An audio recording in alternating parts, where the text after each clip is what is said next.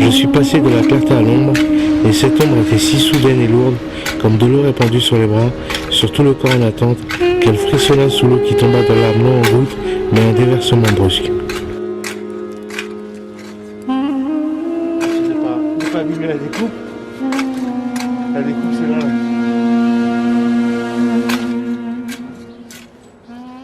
Au départ, quand je posais la question, est-ce que je suis schizophrène? D'ailleurs, encore aujourd'hui, on m'a pas répondu. On me dit, vous êtes névrosé, mais pas schizophrène, quoi. Encore aujourd'hui. Mais je sais très bien que c'est la schizophrénie. Hein. Celui qui entend des voix et qui a des hallucinations. Voilà, on dit hallucinations auditives et visuelles. C'est la schizophrénie. Quel âge on t'a soigné alors de... 22, 24, à 24 ans. À 24 ans? Ouais. D'accord. 24 ans, ouais. Et donc, à l'époque, tu as été interné, c'est ça? Interné à l'hôpital Sainte-Anne. À Sainte-Anne? Pendant 6 mois. D'accord. Et à 24 ans et demi, j'en suis sorti avec un statut d'handicapé. Pour en revenir de ton passage de l'ombre à la lumière, si on peut dire ça, tu l'as ressenti à quel moment? Quand je suis entré au SAD. J'ai vu que les gens... mes collègues me montraient pas du doigt, me guidaient un peu. Ils avaient des paroles aimables, agréables, sympathiques. Même s'il y avait des sous-entendus, évidemment. Mais c'était plutôt sympathique, quoi. Ils m'ont pas jugé. Je me suis senti accepté tout de suite. J'ai eu du mal à m'intégrer, ça c'est... Parce que nous, nous, les schizophrènes, on s'isole, quoi. Parce qu'on veut du calme.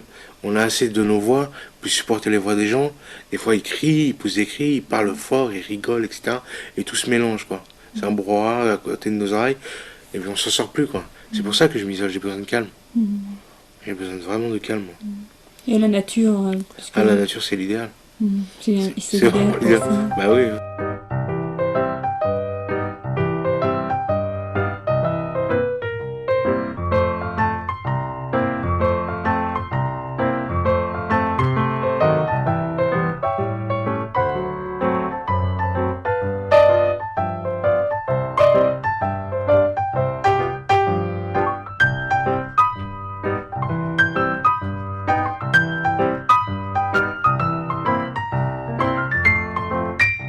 On est en train de semer là directement. Ah, vous semez? Et vous semez quoi? Alors on a fait un semis de betterave.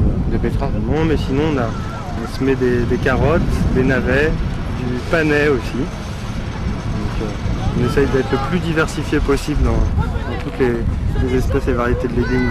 Quel diplôme faut-il et quelle expérience aussi pour accéder au jardin du roi? Pour accéder au jardin du roi? Pour pouvoir travailler, quoi. Travailler. Bah, c'est vraiment très variable. Après, c'est que moi j'ai pas de diplôme spécifique en espace vert. J'ai un bac en sciences et techniques de laboratoire. J'ai travaillé après un petit peu dans les espaces verts, notamment à l'armée, ce qui m'a permis de venir ici. Mais c'est vrai qu'on a tendance à préférer les gens qui viennent de formation horticole.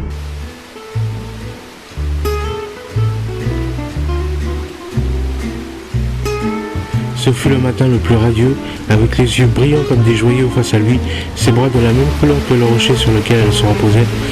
Elle était le soleil, sa beauté était plus que cela. Moi, c'est la littérature qui me passionne. Oui, c'est la littérature. Ouais, écrire et lire, quoi. Ça, c'est vraiment... C'est ce qui me passionne le plus. Et l'écriture, tu as écrit des poésies, on t'avait demandé d'écrire un essai et oui, malheureusement tu n'as pas donné suite. Non, j'ai pas donné suite. J'étais plus dans la même disposition mentale qu'à l'époque. C'est quand j'étais complètement malade, ça. Et j'ai écrit ces poèmes-là. Alors maintenant, je parle exactement les poèmes que j'ai écrits à l'époque, c'est-à-dire il y a 20 ans. Je parle exactement la même chose aujourd'hui, quoi.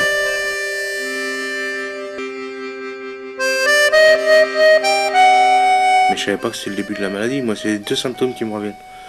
Voilà, le fait d'avoir deviné le résultat d'un match, ça paraissait étonnant. Et le fait qu'en fermant les yeux, je commençais à avoir des hallucinations intérieures, quoi. Je voyais comme des couleurs, c'était pas habituel, quoi. Voilà. Et après, lorsque vraiment tu as su que c'était la maladie... Non, mais je l'ai pas su. J'ai erré pendant 2 ans D'accord. Je faisais rien, quoi. Je délirais complètement, quoi. Pendant 2 ans, j'ai erré, quoi.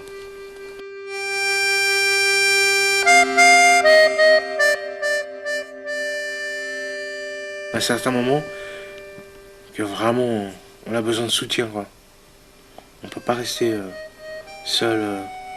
Faut vraiment nous aider, quoi. Et c'est ce qu'ont fait les gens et ce qu'ont fait les psychiatres, c'est ce qu'ont fait tout le monde, quoi. Est-ce que tu te sens plus heureux Ah oui, maintenant? ah oui. Sans hésiter, là.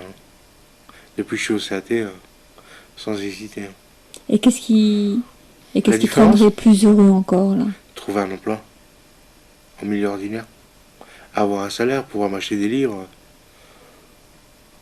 pour pouvoir aller voir un concert de musique classique, par exemple. Qu'est-ce que tu aimerais que ce film puisse apporter à ceux qui vont le voir ou puisse changer peut-être? Qu'il porte un autre regard, justement.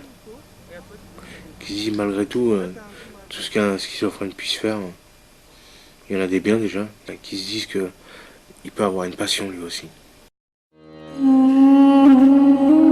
Les passages littéraires sont tirés de l'œuvre d'Yvonne Vérin. Je veux lui rendre hommage parce qu'elle est la bouche des malheurs qui n'ont point de bouche, mais aussi parce qu'elle évoque les traumatismes entraînés par la violence, la haine, l'intolérance, mais aussi l'humanité qui tempère la douleur, le sens de la nature et les moments de grâce qui parviennent à surgir dans un milieu totalement déshérité.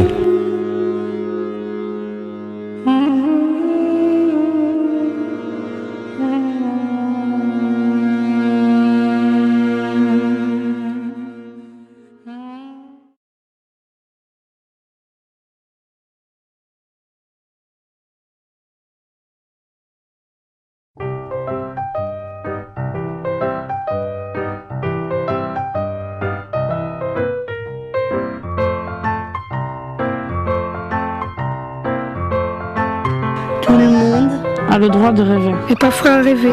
Permet de changer les choses. Et si nos films peuvent changer votre regard sur nous, alors c'est déjà ça de gagné.